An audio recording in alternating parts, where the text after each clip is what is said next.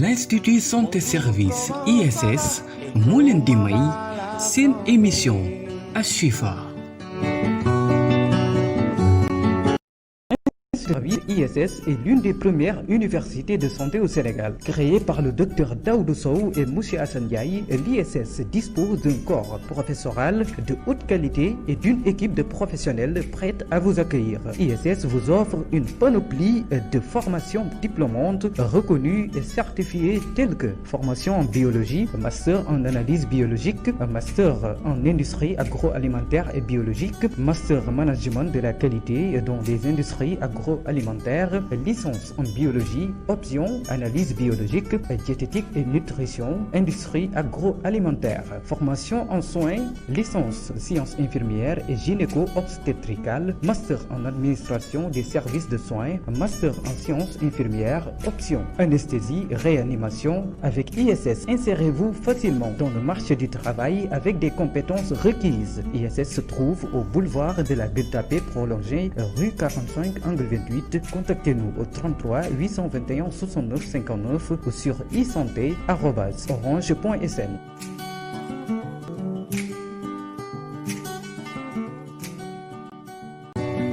Bonjour, comment ça va et comment va la santé?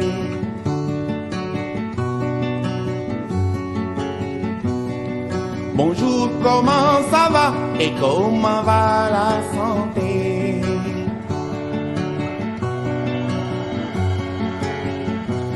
Iwai wergi yaram nelen werle. Bonjour, comment ça va et comment va la santé? Bonjour, comment ça va et comment va la santé?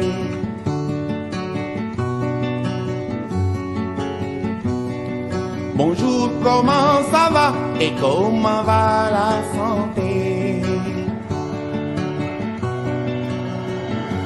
asalaamaaleykum suñu mbokku téléspectateur auditeur internet rajo télévision Asfiya yi man la El Badou ñu ngi maa dellu soit ci dimanche ji leen ñaanal yàlla jàmm leen ñaanal yàlla yiw di leen ñaanal yàlla sutura ñun ñëpp yàlla ñu ko yàlla bool defal ci barke yonent bi sallallahu alayhi wa sallam ni ñu ko ñaane woon dimanche bi passé rek ñu sant yàlla yàlla may nañ ko ñaane woon mu may ñu fekke waat dimanche ñu ñëwaat rek ci beneen thème ak beneen invité comme ni ngeen ko xamee avec la mondialisation, le trafic international s'accroît de plus en plus. Les gens traversent les frontières à l'échelle mondiale. Rien qu'en 2019, 1,5 milliard de personnes ont voyagé. Adina di gëna ubbeeku nit ñi di dem fu ne di gën di tukki tawat ak xeetu jàngoro yi di gën a law mu laaj les professionnels de la santé di wax ak tukkikat yi jox leen ay conseils adéquats à propos de ces risques potentiels ci mboolem yooyu tukkikat yooyu tukkikat ñu leen di wax voyageur néew na ci ñu war a tukki dem seeti ku leen conseiller seen voyage bi ni mu war a dem waxtaan ak ñoom ci ñoom jàngoro ba ñu amee di ko sooxaale waxtaan ak ñoom ci jàngoro yi nga xam ne nii dëkk ba ñu jëm moom la ñuy fekki jàngoro ya fa am wala climat ba nga xam ne nii moom moo fa nekk waxtaan ak ñoom ci lépp lu jëm ci wér-gi-yaram ci fii li ñu àndal ak ci foofa la ñuy fekki rax ci dolli est-ce que docteur ba ñuy seeti sax moom mooy kii nga xam ne ni moom moo war a wax ak ñoom est-ce que docteur ba ñuy seeti moom mooy ki nga xam ne ni moom moo leen war a conseiller yooyu yëpp est-ce que docteur boobu moom ci boppam il est spécifiquement formé pour donner ses conseils. Mesdames et messieurs, le thème d'aujourd'hui est la médecine des voyages, santé internationale. Regardons cette magnifique vidéo qui nous présente notre invité. Sogo dellu si waat ci waxtaan wi. Bonjour, comment ça va et comment va la santé?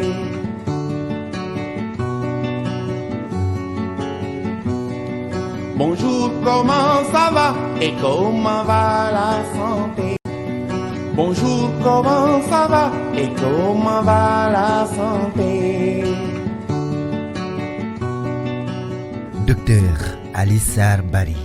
Docteur Alissar Bari di médecin infectiologue am lool expertise ci wàllu santé voyage moom Alice Sarr nekk ku bàyyeekoo ci wàllu caada cosaan diggante waajuram bu góor di alpulaar jóge ca Podor moom Alice Sarr waajuram bu jigéen bàyyeekoo ca Guinée ci lu teel lool ci la daldi nag jànkoonteeg jafe-jafe àdduna ginnaaw bi waajuram bi góor daldi laaxaw bi muy am 4 at moom Alice Sarr daldi fas yéene nag jàkkaarloog jafe-jafe dunia ñàkk gi sax tax ba mu xawoon a éloigné wu lool ci diggante yaayam ay frèram ak ay sœuram ci ñàkk confiance waaye terewul moom Alice ne du bàyyi benn yoon ci noonu daldi nag am genn personnalité goo xamante ne kenn mënu ko dépasser jëlit revanche am ci àdduna bi nga xamante ne dara nekku fi lu dul ay jafe-jafe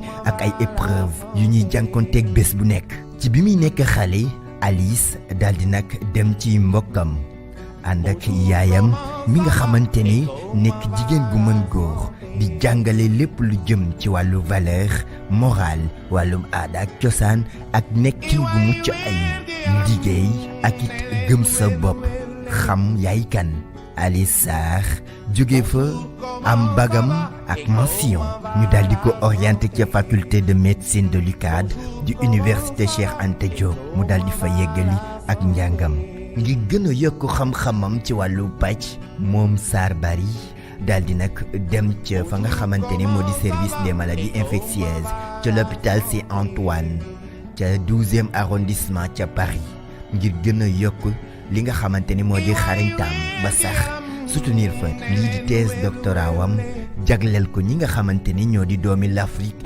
yooyu dund wàllum VIH ca bitim réew maanaam ca France ak it wàllum tuberculose ndax yërmandeem ak xeex bi nga xamante ni jaftee na ko ngir rekk taxawu lii di aw ñu ñam Alice Sarr Bari daldi sax renforcer li nga xamante ne moo di xarañtaam ci wàllu xam-xam ci maladie tropicale ak it wàllum santé voyage nekk ku diplômé bu mag foofu ca UIT ca Paris Sorbonne docteur Alice nekk membre tamit bu taxaw lool ca société française de santé publique waaye tamit yamul foofu Alice ne du bàyyi loxoom ngir bokk ci kuréel yi gën a xarañ ci wàllum pàcc waaye tamit jàppale askan ci European Public Health Association nekk acteur tamit ci ñi nga xamante ne ñoo di kuréel yi yeewoo fii ci l'Afrique di Médecins d'Afrique docteur Alice ngir participer ci jëmu kanamu goxam ci wàllu pàcc teg benn structure bu mag guy yëngu ci wàllu prise en charge maladie hibiscus moom Alice gën a wane xarañtaam ci cabinet bi nga xamante ni ci la muy gën a yëngu bokk na ci la médecine des voyages docteur Alice Sarr Bari Toro de Bi la El Badou Ning dalal ci seen émission Ashifa iwaay wér gi yaram ne leen wér wér leen bonjour comment ça Seydina Omar Sarr ñoo ngi lay gërëm bu baax ci vraiment vidéo bi rafet na montage bi tamit macha allah donc tout ça est très beau gars yi Alice beau brassage culturel de père alpulaar originaire de Podor et de mère originaire de la Guinée voisine. Docteur Alice donc effectue ses essais cliniques dans le service des maladies infectieuses de l'hôpital Saint-Antoine de Paris et soutient sa thèse de doctorat sur les patients d'origine africaine vivant en France et co-infectés par le VIH et la tuberculose. foo jaar ba fële ci médecine de voyage. circonstance rek circonstance moom ma si jëmee. waaw circonstance moom moo waral lu ne. ma dëgg la. maladie infectieuse daal. moo tax ma dem ba fële ci santé voyage. ok waaw bi ngay dem tugal c'était pour la maladie infectieuse. waaw spécialisation boobu laa def. nga dem rek tu es séduite par donc la santé des voyages. si dama ci doon yëngu bu baax ma gis ne daal am na lu bëri loo xam ne mi ngi koy jàngat daal bëri na. doy na waar parce que vraiment gisuma woon benn cohésion foofu quoi. entre santé. santé maladie infectieuse ak santé voyage. xankeñ parce que xam nga tubaab yi ñoom bu ñu naan maladie infectieuse dañ ciy boole sax maladie tropicale. maanaam feebar yi nga xam ne. par contre maladie tropicale j'ai compris. voilà mais dañu naan spécialité maladie infectieuse et tropicale ñoom lañ koy woowee. ok voilà donc ñoom dañuy xalaat ñoom bu ñuy jógee fii seen dëkk di dem ci dëkk yi nga xam ne mooy des zones tropicales dafa am yoo xam ne da nga ko nar a def am yoo xam ne da nga ci nar a jóg moo tax ñu génnee branche boobu di naan santé voyage en fait. mais kooku moom du spécialisation bu ñu xam fii ci suñu réew mi Sénégal. bëriwu fi naka jekk bëriwu fi comme ni ma ko waxee rek tubaab yi ñoom ñoo ko génnee pour ñoom ñu fagaru bu ñu ñëw suñu ay dëkk voilà. Ok. Renforcer ta connaissance par une capacité de maladie tropicale et santé voyage. Alice, est-ce le docteur qu'il convient de consulter? Ah waaw. kon daal ku ñëw seet si la sa aajo faju quoi. Ah bu fajooy tamit de foog naa ne yàlla dina si jàppale bu baax a baax. soobee yàlla. Diplômé de la prestigieuse université Paris-Sorbonne, docteur Alice est membre actif de la Société française de santé publique. Donc est acteur de la santé de médecins d'Afrique. Où est-ce qu'on peut vous consulter? Alors man maa ngi Hibiscus. Hibiscus médical donc di donc benn structure boo xam ne dama ko mettre en place. donc mi ngi Sacré-Cœur 3. donc képp ko xam ne ñëw nga fa daal normalement nar nga fa mën a fekk. maak sama yeneen collègue waaw. Vous venez donc de mettre en place votre propre structure. C'est récent. Mooy Hibiscus. Mooy Hibiscus. Est-ce le retour définitif au bercail et qu'est-ce qui a motivé ça? Ça n'a pas été facile. ñibbisi bi yombul woon dara pour dire vrai ñibbisi naa delluwaat ñëwaat encore. ma gëm ne fii la.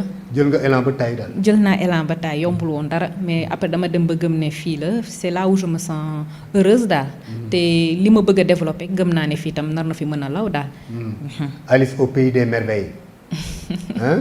waaw kon ñëw nga Sénégal daal pour jàpp ci liggéey bi. daal jàpp ci liggéey bi. waaw le sida moom xanaa léegi rayatul kenn ca comme jamono ya weesu.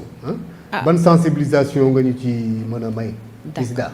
sida nag du ma ni reyatul kenn waaye wàññeeku na bu bari li muy reyee sida dem na ba nekk li ñuy naan une maladie chronique. lu mel ni hypertension lu mel ni diabète. maanaam da nga ciy fagaru rek. di jël say traitement di seet sa yaram.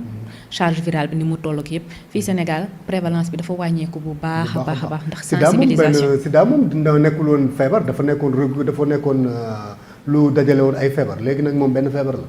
non en fait.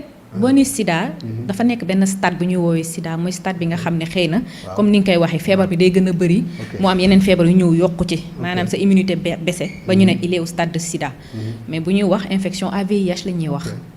Léegi les gens s'en parlent rarement quoi. Le constat est comme ça quoi sur le terrain aussi. Non, pas du tout. En fait, on parle trop de certaines maladies au détriment d'autres maladies. Day am boo xam ne moom mooy nekk au devant de la scène. ñu ciy wax di ci wax mais du tee yeneen feebar yaa ngi fi. C'est comme exactement le cas actuellement avec le coronavirus. mu ngi noonu. instant yi ni corona daan gaa yi jël bu moom rek la ñuy wax ku taal télé dégg ku taal rajo dégg nga foog ne nag corona rek a fi ne fekk yeneen feebar yaa ngi fi toog. La tuberculose au Sénégal avec la politique de santé de l'État via PNT. yaa ngi jokkoo ak ñoom. ñu ngi jokkante. waa PNT. On est obligé xam nga rek travail bi day nekk benn genre travail de liaison comme on dit voilà. asthme moom est-ce que dina wér docteur asthme. asthme de gëm naa ne comme feebar yu bëri boo ci jógee daal di nga am tane bu baax a baax. y a un traitement. Il y a un traitement qu'on peut suivre une prise en charge et surtout une prévalence. waaw boo fagaroo bu baax moom dana ci jàpp bu baax a baax. ci tane bi. parce que pour man ak sa expérience bi macha allah ak sa parcours. ce serait dommage nga toog Hibiscus rek quoi. donc tu dois être vraiment ouverte à. Je suis ouverte à toutes les structures, tous les programmes, vraiment toutes les spécialités parce que li ñu bëgg a def en général mënul nekk yam ci benn spécialité ndax di nga am patient bu ñëw am yenn par exemple ay cardiopathie ñëw am yeneen feebar yoo xam ne tu es obligé d'être en relation avec tes collègues ñu ñëw mun la jàppale ci liggéey bi rek parce que en général le bénéfice c'est le bénéfice du patient toujours mooy suñu priorité. Magnifique. Mais docteur xam nga lu ma jaaxal. man ndeke ne man tukki wu ma daaw ma tukki. xanaa déedéet keñ. non ndeke ne man daal dama daan jóg rek daal. daal di dem fenn mais tukki wu ma woon wala boog kii bi ma war a def li ma war a def pour tukki. dans les règles de l'art. defuma ko woon. ndeke ne. daal yooyu li may tukki yëpp. demuma li ma war a def ngir aar sama bopp. ci yenn xeetu jàngoro yi. bëri nga cee morom nag. bëri nga cee morom xam nga ni ñu koy waxee santé voyage ñu bëri xamuñu ko. waaw parce que comme que ni ñu ko waxee fee la jóge ñu bëri xamuñu ko xamuñu importance bi nga xam ne dafa am balaa ngaa dem ci benn bërëb nga xam li fa am nga mun a fagaru balaa nga fay dem am na solo lool surtout si ñi nga xam ne ñoom la ñuy wax la population vulnérable lii di jigéen ju ëmb wala jigéen ji nga xam ne day nàmpal lii di xale bu ndaw asthme bi nga nekk di wax nii sax léeg-léeg di nga am ay problème soj am ay problème sinusite nga voyager dem ci dëkk boo xam ne xëy na di nga fa fekk climat boo xam ne mën na avantager sa asthme donc am na solo avant ngay tukki nga dem gisi benn médecin boo xam ne xam na exactement lan mooy formation santé voyage mu wax la ah yow nan nga def vaccin bi nan nga moytu lii nan nga def lii am na ci solo lool. donc du ma war a tukki dama war a dem nécessairement dem seeti médecin. nécessairement mais est-ce que médecin bi moom bu ma ñëwee seet si ko. médecin bi may dem seet ko. est-ce que moom bu ma ñëwee seet si ko. est-ce que moom du ma conseiller par exemple ku mel ma ñëw ku ci ku mel ni yow. bu ko xamee dina ko def. bu dee xaw na sori. dina ko def bu dee par exemple. su ma jëlee par exemple paludisme ñi nga xam ne dañuy dem ci ay réew yoo xam ne dafa am paludisme boo demee ci médecin boo xam ne deful formation bi mënu la wax exactement chimioprophylaxie bi nga nar a jël bu dee jigéen lu warul nga xëy na dina ne waa man li ma koy jox ni est-ce que mën na ko jël mënu ko jël donc je pense que quand même am na ku nekk da nga koy jox gëddëm daal je pense que am na foo xam ne boo demee ba sori nga dem gisi ki nga xam ne moo def formation bi dina ci baax. ok qu'est-ce que je dois faire man su ma waree voyager. alors ça dépend parce que mooy li ma wax léegi nii les personnes vulnérables daf ci am solo yow bu dee yow xam nga ne am nga benn âge bu avancé am nga feebar yoo àndal li nga xam ne mooy cardiopathie li nga xam ne mooy hypertension wala am nga ay antécédents yoo xam ne daal mooy loolu gën na nga dem gisi médecin mu xool ba xam fi nga jëm lan nga fay fekk mu xool ba xam comment tu peux prévenir certaines maladies balaa nga fay dem bu dee ay vaccins yi tamit nga def ko parce que léegi nii li ñu seetlu mooy bu dee da ngay dem Inde par exemple sénégalais bëgg nañ trop di dem Inde wala Dubaï fu ne la ñuy dem wala Dubaï maanaam vol bi nga xam ne xaw na gudd ba weesu na 8 heures de temps am na nu muy demee daal demal gisi benn médecin mu xam lim lay digal balaa ngay jël sax vol boobu maanaam vol boobu rek balaa nga koy jël boo mënee nga gis médecin mu xam lim la ci digal balaa sax ngay yegg ba fay fekk leneen. waaw lu tax ñii tukki du ñu dem seeti ku mel ni yow pour mu xelal leen ci wàllu tukki mu ci wàllu tukki ñu wax leen taxawaay bi ñu war a def. gannaaw moom jàngoro yi dañuy dox. te ñiy tukki ñoom ñoo koy yóbbu fu nekk. nit ki war na am nu mu war a def pour aar boppam. dana ñëw xam nga lépp loo gis rek dañ ciy tàmbali. mais dana ñëw ndax boo gisee Covid bi rek. li fi xew ak Covid bi rek. je pense que nit ñi dinañ dem di comprendre ndànk-ndànk ne. ndeke voyage mën na andi xay. ndax Covid bi bu ñu xalaatee mi ngi woon Chine. lan moo ko indi ci dëkk bi tukki. waaw donc yow booy dem Chine wala ngay dem benn dëkk. bu dee gis nga ki nga xam ne moom nga nar a gis mu ne la nii de nga nar a defee nii nga nar a doxee vaccin bi nga nar a jëlee nii nga xëy na boo demee ci bërëb boobu doo fa jël feebar boobu waaw mais foog naa ne dina ñëw incha allah. la médecine des voyages. métti na njàng mi. man bi ma koy def méttiwul woon c'était passionnant. waaw man yëguma méttiwaay bi dëgg-dëgg c'était très passionnant waaw parce que jàng bi yëpp ay cas lañ doon joxe kii dem na bitim réew dem na bii réew ñëw na am na feebar bi kii dem na bii réew ñëw na am na feebar yow loo ko gisee. donc c'était très passionnant. c'est plus axé sur la sensibilisation quoi. en fait c'est une médecine préventive aussi. une médecine préventive ba pare dafa di médecine boo xam ne boo bëggee sax. ça respecte la culture ou l'environnement de fi nga jëm. ah bien sûr. parce que kii def médecine du voyage moom dafa censé xam. feebar yi nga xam ne mooy law ci bépp réew. ma ne pour liggéey ko ku mel ni. il faut que pour liggéey lu mel ni médecine du voyage. il faut nécessairement. nga xam les réalités de chaque zone. exactement zone bu ne jàngoro bi ak environnement beeg climat yeeg yëpp effectivement zone bu ne da ngay xam ban vaccin moo fa par exemple boo jëlee Chine. en général ñun dañuy faral naan. xam nga les asiatiques on les appelle les jaunes. dañuy faral naan en Chine y a pas de fièvre jaune. donc yow ay mémotechnique yu mel noonu ngay xam ku ñëw ne la maa ngi dem Chine yow xam nga déjà que doo ko defloo fièvre jaune. waaye di nga xam ne am na beneen vaccin boo xam ne fii ku jëm Chine wala Asie rek.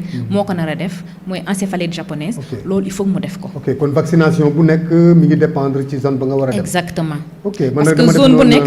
oui dama def noonu vaccination booy dem rek da nga war a dem defi sa vaccination. déedéet nii booy dem France doo def vaccination. ok mais yeneen conseil lañ lay jox. pour dem ci genre bitim réew yu mel noonu. mooy booy dem France moom foog nga def vaccin grippe. waaw di nga def vaccin grippe surtout bu dee daf lay fekk période hiver.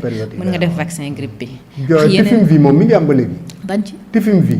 mi ngi am kay vaccin contre la typhoïde typhoïde fu mu am kay vaccin ba taxaw fa dama ko daan dégg ndeysaan ñu naan kuy dem dëgg la nga def vaccin dëgg la surtout mooy li may wax rek tubaab bi ñoom dañ koy faral def parce que ñoom dañuy gëm ne ñoom bu ñuy ñëw suñu réew feebar yooyu daf fiy bëri mooy li ñuy wax les maladies des mains sales parce que fépp foo xam ne daa am na fa ndox yuy taa nangam mën na gaaw nga jàpp feebar yu mel noonu mais surtout fièvre jaune ñoom la ñuy gën a moytu waaw te vaccin bi moom dafa garaaw mais dafa mel ni tubaab yi nag ñoom ñoo gën a fonk médecine du voyage les voyages ñooñu si njëkk mais foog naa ne ñu ne dinañ dem ba fonk ko ndax tey boo gisee Covid bi mën nañ ne alhamdulilah wàññeeku na suñu dëkk mais seen dëkk mi ngi fay law donc xëy na fii di nga gis kuy doxantu ci tali bi yorul masque waaye bi dem bitim réew xëy na dafa sol masque donc on sera à un moment donné boo xam ne ñun tam dinañ leen moytu ndax xam nga tubaab bi dañoo dem ba moytu feebar yu bëri yi nekk suñu dëkk mais incha allah plus voyage yi di mag pays yi di développé dañuy dem ba ñun tam on sera obligé ñu am aussi même politique que ñoom.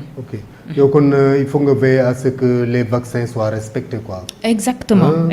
qui doit prescrire ces vaccins là. si ñun boo ñëwee Hibiscus on a des stocks de vaccins qui sont là. par rapport à fi nga nar a dem. mu bëgg a dem Kuala Lumpur ak fépp fois. foo mënti dem rek yow boo ñëwee daal nga wax ñu fi nga bëgg a dem ñun dinañ xool lan nga fay fekk. ba pare tamit par rapport à li nga yor comme feebar. dinañ la wax nan nga nar a def. parce que il faut une évaluation. il faut une évaluation parce que di nga gis ku bëgg a tukki par exemple dem na serait-ce que France mi ngi xalaat waa man su ma demee France maa ngi jël benn traitement nan laay def pour que traitement bi continue France donc il faut une ordonnance bien spécifique bu ñuy wax ordonnance transfrontalière bu ñu lay defal boo xam ne boo demee France nga dem seen pharmacie dinañ la jox garab bi nga continuer sa traitement.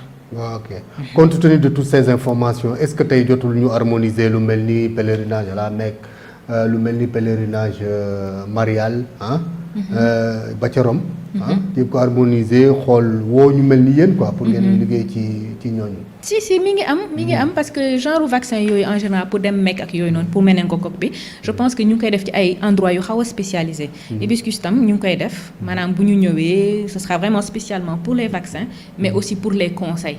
exactement parce que comme ni ma ko waxee médecine de prévention la tam ci lu bëri. mais est-ce que ñi nekk aéroport di def prélèvement yi actuellement surtout ak riposte Covid-19 bi est-ce que jàng nañu médecine du voyage. est-ce que wala ku jàng donc médecine des voyages jiite ko. xam nga lépp loo gis rek formation la. man je pense que xam naa c'est des agents qui sont là qui ont été formés.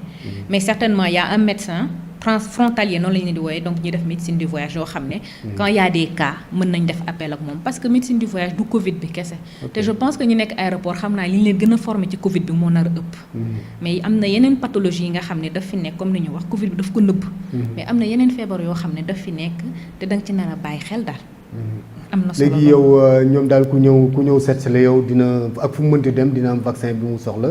dina am vaccin yi mu soxla il y a une consultation préalable. la consultation est très importante. parce que bu dee par exemple yow da nga am cardiopathie. wala nga nekk di jël ay oxygène par exemple pilule. wala nga nekk jigéen ju wóorul wala nga nekk jigéen juy nàmpal. am na solo nga ñëw parce que ñooñu bu ñuy tukki. ñu def plus de 8 heures de temps ci vol bi rek am na benn danger. parce que mën nañ am li ñuy wax li ñuy naan ay thrombose veineuse parce que le fait que nga toog ci avion bi. yëngatu woo nga toog ay 8 heures de temps mu weesu 8 heures de temps dañuy am li ñu naan stase veineuse te bu boobaa kayo mën na am maanaam deret bi mën na dem ba def ay donj mu sonal la surtout si jigéen ju wërul jigéen ji nga xam ne mi ngi nàmpal mag wala encore ñi am ay diabète ak yooyu moo tax dañ leen di wax ñu sol ay bas de contention donc boo ñëwee def consultation dina la neexee na solal bas de contention del doxantu ci biir kii bi avion bi del naan ndox jox la ay conseils yoo xam ne moom nga nar a def déjà pendant le vol am na nu muy demee sax ñu jox la traitement am na traitement bu ñu lay jox pendant le vol pour que donj boobu bañ a am ndax li ci problème bi mooy gis nga donj boobu bu amee di nga ñibbi fi nga nar a dem bërëb bi nga naan di nga fa dem pendant 2 semaines parfois 1 mois yow doo yëg ne donj boobu mi ngi fi mooy law yow da ngay jékki-jékki rek nga am problème boobu doo xam ne mënoon nga ko éviter bu doon soloon nga bas de contention wala bu doon gisoon nga médecin boo xam ne mën na la ci conseiller daal. oui mais est-ce que bon vous travaillez aussi en compagnie ou en collaboration avec les voyagistes quoi, les voyagistes privés, les agences de voyage. Pour l'instant amaguñu collaboration mais on espère. Oui tey defe naa jot na nga taxaw dem seeti leen. dem seeti agence yi ku ñëw ut si billet d'avion ñu ñëw ne la yow kat kaay ñu conseillé la benn médecin bu nekk fii. Non seulement ñoom sax mais même au niveau des hôtels à Mbour à Saly parce que léeg-léeg nga gis ku ñëw tam fii suñu réew mu ñëw pour un certain temps mu am benn feebar moom loolu yëpp ci santé voyage la bokk parce que ça concerne le voyage. non li muy am bari na voyage bi mooy avant ngay dem pendant ngay dem ba bés bi ngay dellu si daal yëpp mi ngi ci voyage bi. La médecine des voyages moom la médecine préventive moom dafa xaw a am na fu mu xaw a nuroog tuuti la médecine du travail. si ñoo bokk seen. xaw nañ méngoo léeg-léeg sax dina intervenir parce que par rapport au vaccin comme ni nga ko waxee nii léeg-léeg mën nañ intervenir au niveau des entreprises te mën na éviter yenn taux d'absentéisme yi au niveau des employés donc il y a des vaccins à faire il y a des conseils à faire am na solo daal même au niveau des lycées ñu ngi xalaat est-ce que mënuñu ñëw di intervenir même si vaccin bi par exemple contre le cancer du col de l'utérus chez les jeunes filles est un peu controversé mais on a quand même dans l'idée d'intervenir au niveau des lycées de proposer des campagnes de vaccination. Ce sera en collaboration avec le ministère de l'Éducation exactement nationale. Sous couvert du ministère de l'Éducation. Vous devez avoir aussi une ouverture avec toutes les entreprises au Sénégal.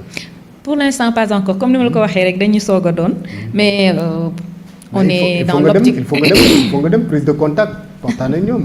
Si on est dans l'optique de contacter les entreprises ainsi de suite. Oui, quitter la France pour répondre à l'appel du pays. Est-ce que le choix est réfléchi? Très réfléchi. ak fi ñu toll Sénégal. li ñor la waaw très réfléchi yàgg naa ko xalaat loolu jafe woon na trop ñu bëri nii nañ ma li ngay def ni du yëfu nit mais comme ni ma koy waxee rek su ma yeggee fii bi ma yeggee fii ni ma sentiroon ne fii sama réew la dañ maa soxla fii laa mën a toog fii laa mën a épanouir daal waaw. mais fii doy na war de Adja dana baax man gëm naa ne. ak plateau yeeg ñoom seen yooyu. yow kay ma wax la yow gis nga médecins yi nekk fii. ñi leen gën a aay bëriwul de. gis nga da ngay nekk bitim réew nga am malade ci saa si. scanner dana taxaw prise de sang taxaw lépp dana taxaw maanaam en 1 heure 2 heures de temps mën naa ne sax diagnostic bi dañu la koy bindal. waaye fii sama collègue yi li ñuy def mooy médecine dëgg. lu bëri duñ ko am te dinañ la faj nga wër yàlla ànd ci. médecine dëgg la ñuy def. kon daal bu ñu état bi dimbalee wutal ñu ay plateau yu relevé. moom kay bu boobaa kay macha allah. bu boobaa kay macha allah. kon daal Sénégal c'est l'université africaine quoi. Man gëm naa ko de. Man je suis très admirative. Franchement très admirative très fière. Très bien. Les voyageurs doivent donc nécessairement passer par toi avant de quitter le Sénégal. Encore une fois pas nécessairement gën na vraiment boo xamee ne mag nga da ngay nàmpal comme ni ma ko waxee am nga ay personnages vulnérables yi gën na sax même bu dee da nga yor xale nga nar a tukki gën na nga ñëw xool parce que comme ni ñu ko doon waxee léeg-léeg di nga dem asthme bi feeñ nga dem am problème respiratoire bëri na il faut vraiment de la prévention doo jóg rek nga jënd billet nga dem waaw mu mel ni kon yow moom tu es obligé de faire toutes les spécialités. Pas vraiment parce que c'est un travail de collaboration boo gisee ñoo ñëpp di la ñëw di gis am ñoo xam ne ay cardiopathie la ñuy am ñoo xam ne ay dermatite la ñuy am comme ni ñu koy waxee parce que booy dem léeg-léeg tam bitim réew léeg-léeg dañ leen di wax tam par rapport aux dermatoses protégé wu tout donc on travaille avec toutes les spécialités donc man dong bu ñu fa ñëwee daal incha allah nañ fa fekk yeneen spécialité par rapport à ñoom seen problème. comme ça ñu tukki xel bu dal. su ma bëggee def urologie tamit mu ñëwee tamit. amul benn problème dinañ la defal ay prise de sang comme il faut. te mettre à l'aise de telle sorte que yow boo tukkee sa xel dina dal te boo tukkee tamit nga fàtte fi say garab. loolu tam amul benn problème. ñun am na ay ordonnances spécifiques yoo xam ne dañ koy def. ñu yónnee la ko fax. bu boobaa ñoom boo demee pharmacie boo mënti dem France dañ lay jox garab bi nga soxla. Vous accompagnez le malade daal partout où il peut aller. On l'accompagne. Il y a même des possibilités, bu dee vraiment il y a des problèmes de santé, de le mettre en collaboration avec des collègues qui sont là-bas pour bu ñëwee rek il y ait une continuité, une coordination des soins. Ok. Mais docteur yow foog nga def évacuation sanitaire. ci moom lay wax noonu. moom lay wax xam naa dinaa xaw a jege samay collègues. yi nga xam ne ñu ngi ci kanam. ci wàllu évacuation sanitaire. waaw liggéey ak ku mel ni docteur Yade docteur Malick Niang. waaw Malick Niang docteur Signaté. ak ñu mel ni ñoom. non si dina ma yóbbu kanam bu baax a baax loolu association bu baax lay doon. docteur yow moom sa consultation war na cher. pourtant cherul de. cherul naka jekk de je suis en dessous du marché comme on dit sama prix sax moo gën a jege domaine public. ah oui. prix hôpital ngay def.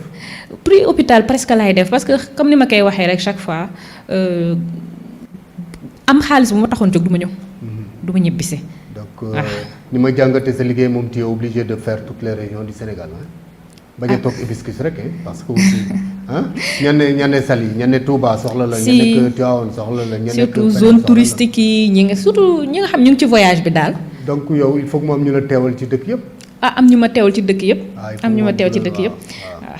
C'est vraiment un vaste domaine et un investissement. C'est un vaste non domaine négligeable. C'est un vaste domaine. pare nga.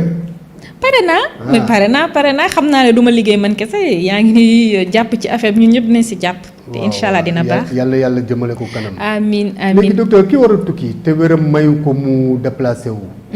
ki war a tukki te wéram mayu ko mu déplacé wu. ñëw sa cabinet. moom est-ce que di nga mën yow déplacé wu dem fekki ko. dëgg la en fait hibiscus mi ngi def lépp yi nga xam ne mooy déjà médecine. di def santé voyage mais aussi dañoo am benn volet soins à domicile.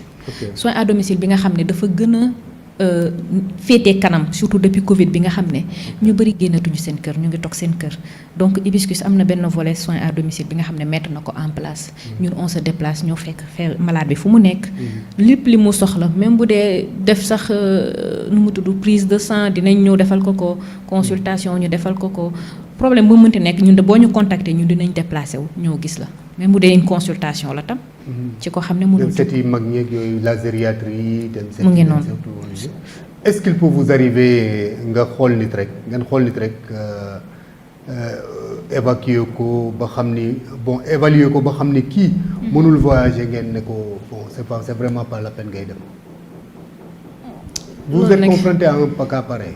boo xam ne narul voyager xanaa léeg-léeg nga gis jigéen yu warul yoo xam ne dinañ avancement boo xam ne dañ leen déconseiller ñu voyager. nga gis mag boo xam ne tam dina am problème cœur cardiopathie boo xam ne dina yegg benn niveau boo xam ne danga koy déconseiller mu voyager. parce que di nga nekk ci avion bi pression bi dina kii. donc dañ lay déconseiller nga tukki à moins que nga ànd ak benn médecin. gis nañ cas yu mel noonu mooy yi nga doon wax mooy évacuation sanitaire yi. ok kon sa liggéey dafa laaj set ak setaat bu baax a baax.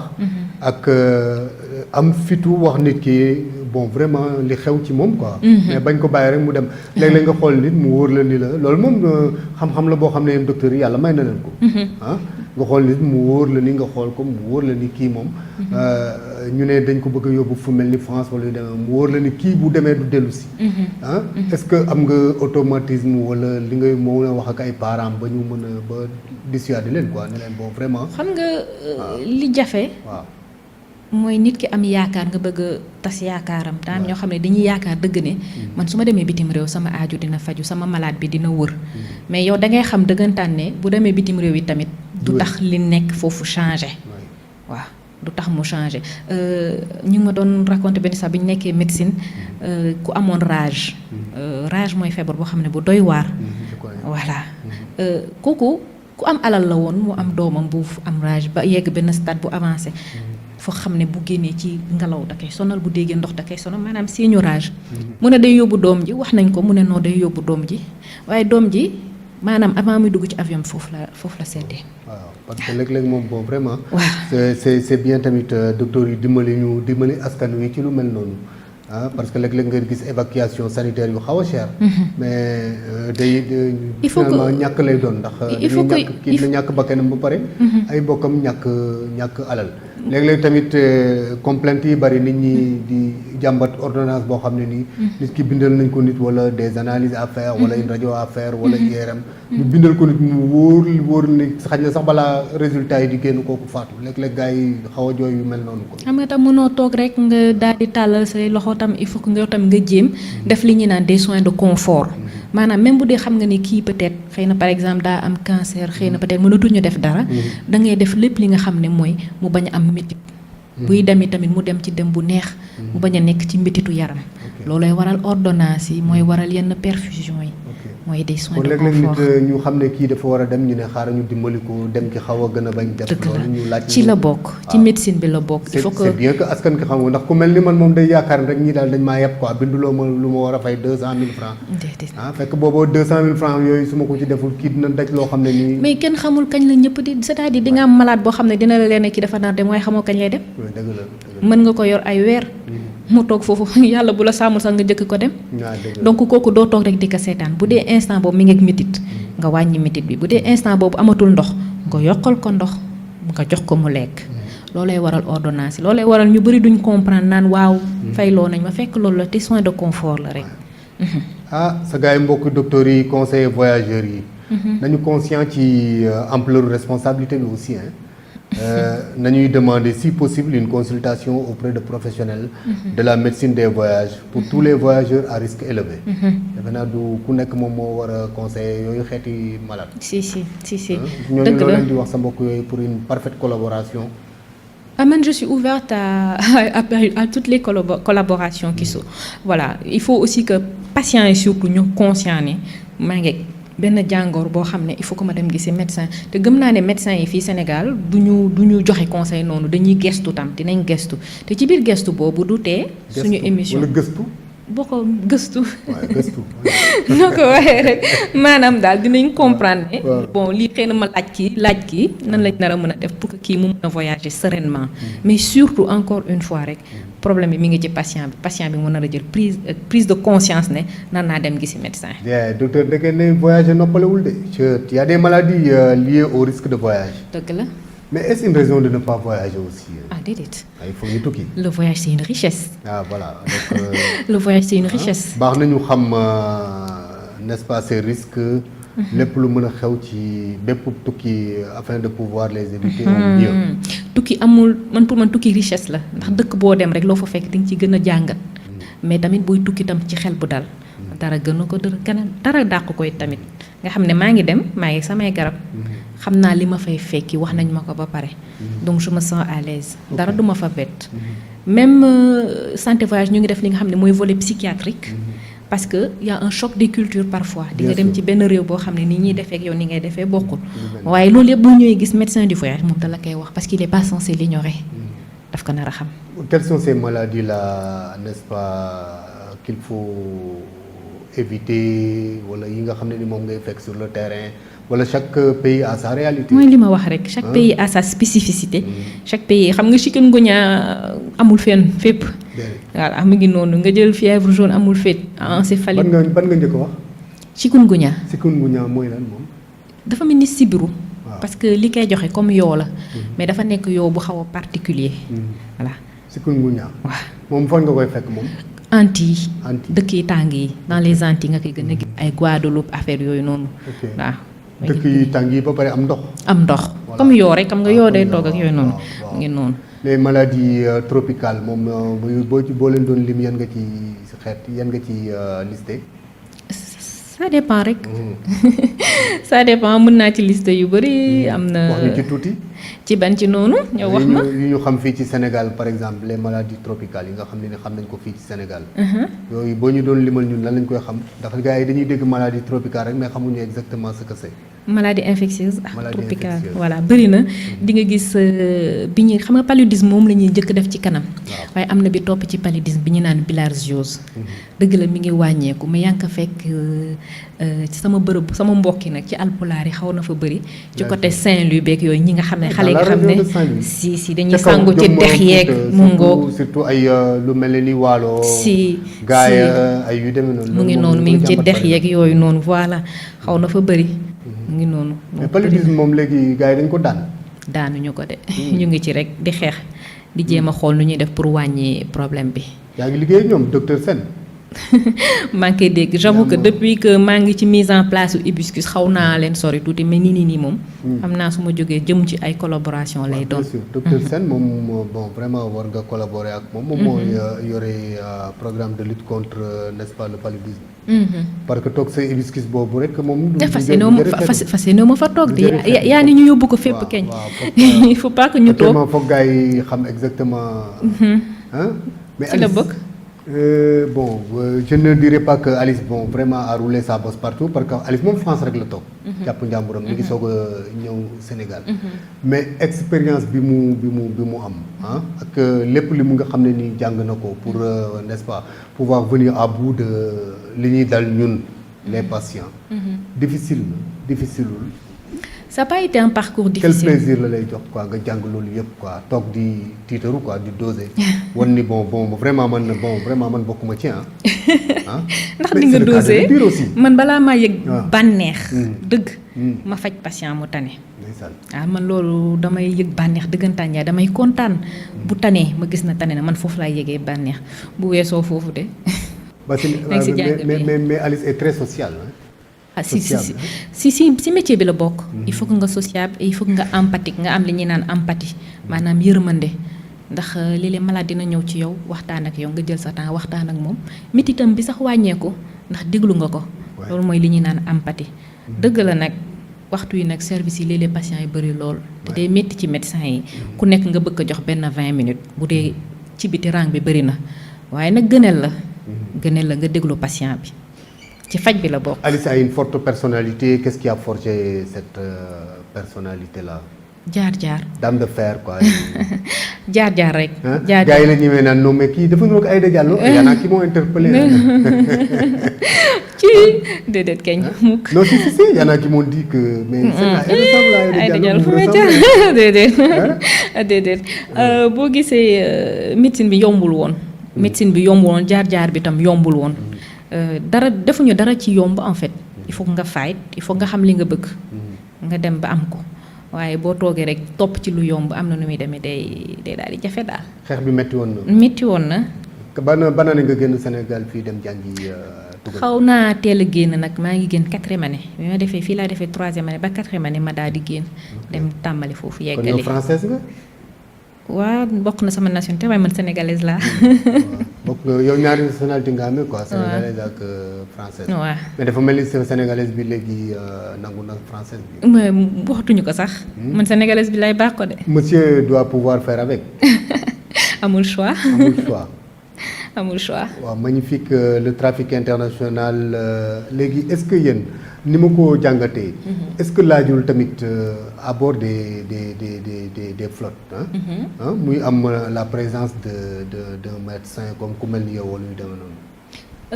xam nga bu ñu xoolee flotte yooyu ngay wax tubaab yi ñoo ko moom. waaw te ñoom tubaab bi ci seen logique. doo tukki te demoo gisi sa médecin du voyage. looloo indi lépp ñoom ñu ngi ci seen logique en fait. ok ñun ñoo ciy soog a ñun voilà ñun ñu ngi seen logique da ngay xool boo jógee dëkk yu mel ni Dakar Dakar Sénégal Afrique di dem bitim réew xaw ma ndax seetlu nga ko dañuy pomper avion bi.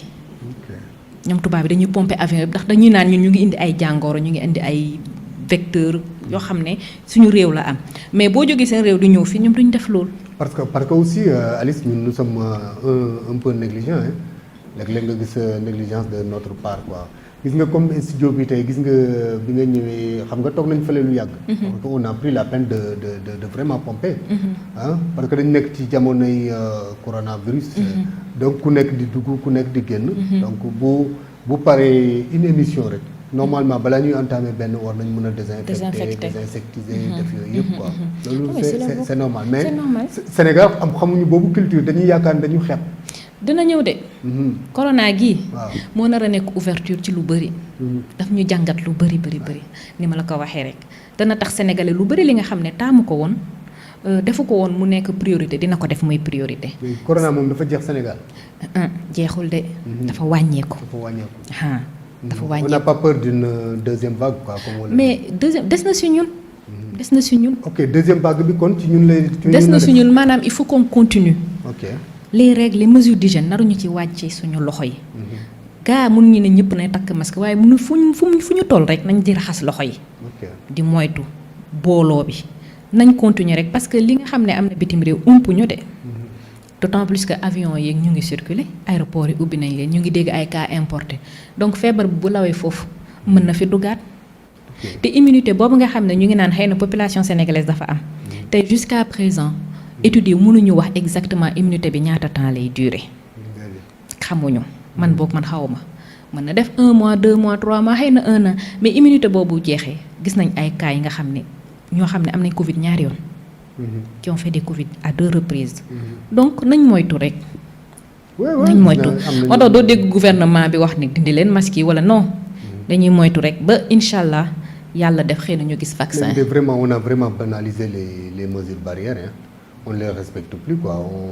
C'est dommage parce que moi je me dis que mesure barrière ça dafa nar a bokk suñu quotidien raxas sa loxo dafa nar a bokk ci sa quotidien. Moi je me dis que ni bon vraiment nit ki est-ce que war na toog foo war na toll stade bu ñu ko naan sax del raxasu mu ngi noonu dafa nar a del takk masque parce que takk masque aussi léeg-léeg moom doon naa ko wax ci bi ma ci période tabaski bi ma gis ndaw si ma xam mu ne moom mënul takk masque quoi ma ne ko même bu coronavirus mu ne ko ak fi ngay jaayee xar yi ak karaw xar yi ak la poussière ak yooyu est-ce que yow sax takk masque mais loolu la te tubaab bi loolu lañ xam tubaab bi nag loolu lañ xam ba génnee lii di santé voyage parce que xam nañu bërëb bee ñuy dem xëy na duñu raxas seen loxo yi ñun par exemple bu ñuy jox conseil tubaab bi di ñëw fii dañ leen naan bu leen naan ndox boo xam ne dafa am glace bu leen ko naan ndax ki defar glace bi xamoon ndax raxas na loxo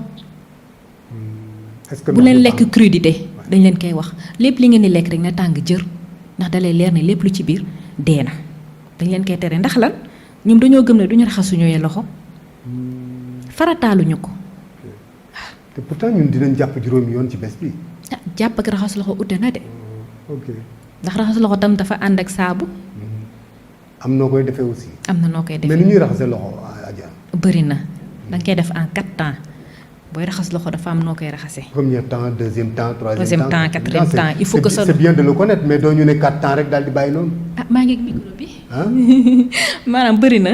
waaw léegi yow dama lay kii ngay def. ok pare na. ok raxasal loxo bi nañ dem. waaw léegi demal ci poignée yi. poignée yi waaw defal noonu. def nii ñaar poignée yëpp léegi demal ci paume yi. defal paume yi. nii defal ginnaaw paume yi. ok nii. defal diggante loxo yi. nii baaraam bu ne mu dugal fa sama loxo. waaw defal diggante léegi nag defal nii. nii benn bi ngay tëj. raxasee ko ci biir foofu. nii fii fu nga raxasee ko nii. ok nii. voilà d'accord voilà muy le dos des doigts. voilà mooy poigne kii interstice yëpp. dafa nar a dugg voilà boo paree foofu nag. il faut nga jël pouce bi. pouce bi waaw nga raxas ko.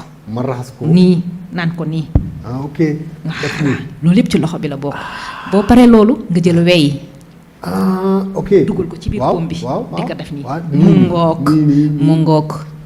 na lavage des mains normal na mën a jël 2 minutes. yi ñëw rek daal def nii rek. di sotti la dox nga daal di raxasu rek. daal di dem sa xam nga loolu boo ko defee wey raxasoo ko. ñun kay nekk dañuy tooyal suñu loxo rek. non foog naa amoon na ay campagne de publicité bu ñu doon wane président bi di raxas. moo tax voilà parce que raxas loxo dafa am nu mu nar a. mais man yow mais président man ni ma ko gisee woon mu raxasoo sax man ni ma raxasoo nii moo gën a sax. déedéet maa ko wax parce que étape yi nga wax nii yëpp nag man gisuma ko woon mu def ko wax dëgg yàlla. non c'est vrai. lavage des mains ñu lu ñuy wax foo nekkoon jamonoy coronavirus bi on t'a pas vu sur le terrain alors que ta présence était vraiment nécessaire hein ou boog souhaité. si. fan nga nekkoon. man maa ngi woon ci benn clinique di liggéey. jamonoy coronavirus. Qu'est-ce que tu faisais pour ton pays le Sénégal. xanaa nekk ci prévention bi rek. yaa ngi ci doon wax bu baax a baax. maa ngi ci doon wax bu baax a baax. à travers nekk ci ay prévention des préventions des petites formations. di ci wax bu baax a baax. pour fagaru. parce que vraiment heure bi waroon na fi fekk ci jamonoy coronavirus bi gars yi xam parce que lu bëri nii def ñu réere mbir quoi. notamment la médecine des voyages. comme ni ñu ko waxee. ak façon ngi xeeti jàngoro. façon nga xeetu raxasu bu rafet bi nga fi raxasu léegi raxasuloo ma ko. xam nga actuellement man amatuma droit à l'erreur su ma demee sama kër rek. damay raxasooti fi mu ne nii moom mooy bi nga ma jàngal. te defe naa boobu nga ma jàngal moom laa jàngal tamit les téléspectateurs yi seetaan. donc c'est ëpp na solo am na solo te boo jeexalee sa raxas. boo paree raxasu nag li ëpp solo yëpp mooy il faut pas que nga raxasu ba set. nga pare nag li nga dindi woon yëpp nga daal di ko jëlaat ci naka ci tëj robinet bi. xam fi may waxee. dëgg léegi moo raxasoo ba pare. naka laa war a def par rapport. bu dee am nga mouchoir. waaw mouchoir boobu ngay jël fomp say loxo. d'accord tëj robinet bi boo amul mouchoir nga jël sa coude. boo munee nga tëj robinet bi. ndax robinet bi setul. mais lii tax corona yàgg fii. pourtant yàggu fi on n'a pas su laver nos mains. je te jure mais docteur Alice. pour revenir un peu à ton idée de création n'est-ce pas de hibiscus. hibiscus tur bi lan la. hibiscus. oui. hibiscus benn mooy bisaab bi ñuy naan waaw. bisaab bu xonq wala bu weex. bu xonq bi bu weex bi it hibiscus la. ce sont des hibiscus mais yow sa bos laa wax ma ne bisaab bu xonq la wala bisaab bu weex. bu xonq bi la. d'accord bu xonq bi nga xam ne day faj. ndaxte bisaab day faj plante buy faj la c'est un antihypertenseur. ok y a des études yoo xam ne def nañ ko. ci dëkk tubaab bi wane ne. boo amee tension ngay di naan bisaab ne serait-ce que 1 verre par jour. mën na wàññi sa tension sans que sax nga jël ay garab. bisaab bu weex moom du faj. man li ma xam rek laay wax de xam naa ne daal bisaab bu xonq bi de. bisaab bu xonq bu ci naanee kaas daanu. nay daanu. parce que man je suis hypotendu. Bah voilà mu ngi noonu day wàcce sa tension. mooy lu ma wax rek. tandis que bu ma naanee bu weex nag moom bon vraiment. du la def dara d'accord. kon hibiscus waroon naa nekk bisaab bu weex man. moo la gën a arrangé. waaw donc ci hibiscus tey est-ce que xalaat nga lu mel ni une mutualisation n'est-ce pas des Sénégalais intégrés la wala yu demee noonu xalaatoo ko. ba instant yi maa ngi ci lu mel ni les mutuelles de santé wala yu demee noonu. instant yi maa ngi ci phase demande de ay agrément pour que képp ki nga xam ne mën nga ñëw faju ak sa assurance wala sa IPM. ñu mën la jël en charge sans pour autant nga am problème nga bañ a fay instant yi ci agrément yooyu lañ nekk. léegi nag créer mel ni mutuelle xam naa ça doit être dans le moyen terme bokk na ci projet yi nga xam ne xam naa dinañ si jóg. pour que bépp sénégalais daal nar a mën a am accès aux soins. oui parce que Sénégal faju bi dafa xaw a. dafa doy waar. faju gi cher na ba pare li ngay ut est-ce que di nga ko fekk dans les structures publiques. bon boo gisee donc bon vraiment koo xam ne nii yombalal na la ko dans le privé aussi tamit da nga cay bëgg a dem. dëgg la donc loolu nag boo tax c'est vrai que mutuelle yi dañuy jël consultation bi en charge. alors que. c'est très rare nga ñëw consulter.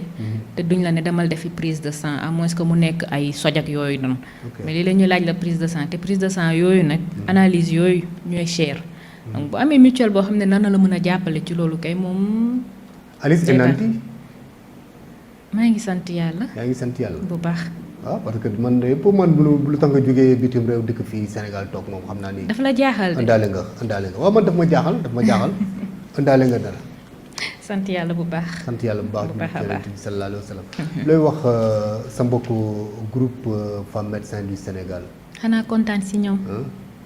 ñi nga xam ne nii bon vraiment tu es co-admin comme man. ci groupe boobu ñun. bokk nañ ci ñi koy donc administrer. dëgg la gars yi découvrir la pour la première fois la semaine dernière. ñëpp kontaan ñëpp nag bon vraiment di la. billaay kontaan si di ñoom la rek ñaanal. billaay naan leen amin rek yàlla na seen ñaan yi nangu. ñun ñëpp mu doon loo xam ne daal dina baax si ñun ñëpp. vraiment kontaan naa si ñoom femme des médecins nag franchement maa ngi ko doon expliquer baax ki démb rek ci benn kii ma ne leen c'est très bien c'est une belle initiative parce que dafa nekk page boo xam ne dañoo permettre médecins yi ak ñi nga xam ne mooy éventuellement ñi ñuy nar a faj ñu mën a échanger ndax maladie dañuy faral naan médecins yi dañoo lointain mënuñu accéder si ñoom dañuy froid léegi da ngay am question sax doo ko mën a poser médecin mais tey femme des médecins tax na léegi lépp li nga xam ne yaa ngi koy jàmmat wala yaa ngi koy ñaxtu sax mën nga waxee ko foofu donc avancement la. magnifique. Félicitations encore pour ton portrait. Merci.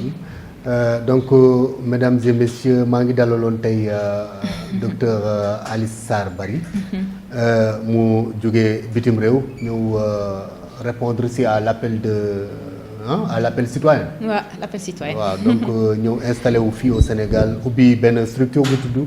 Hibiscus médical donc médical di def toutes sortes de spécialités consultation yëpp docteur Alice moo koy def ngeen gis bon vraiment cette magnifique vidéo bi nga xam ne ni Seydina Omar Fall moom moo ko filmé montage Seydina Omar Diagne régie Ahmed Ndoye moom moo fa nekkoon ma leen di jox rendez-vous n'est-ce pas dimanche bii di ñëw ak beneen invité ak beneen thème ma bàyyi la rek nga tàggu gars yi.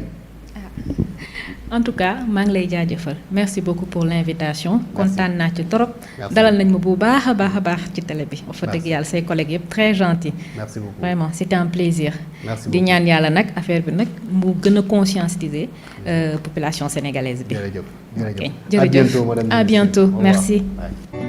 Bonjour, comment ça va et comment va la santé?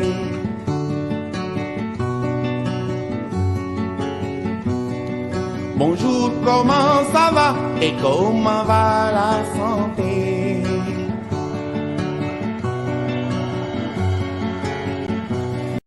Institut service ISS moo leen doon may seen émission Ashifa.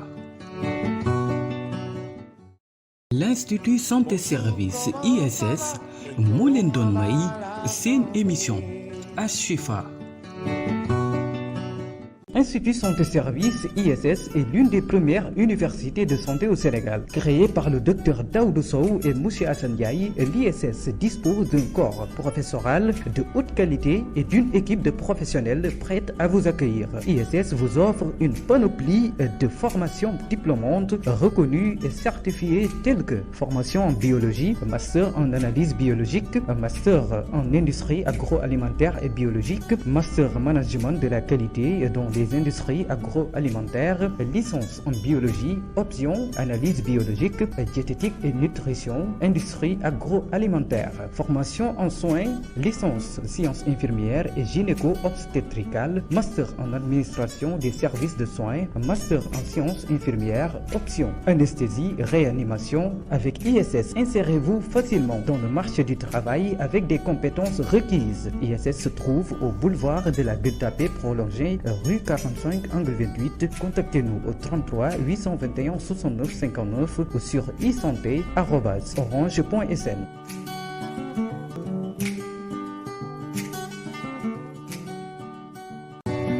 Bonjour, comment ça va et comment va la santé?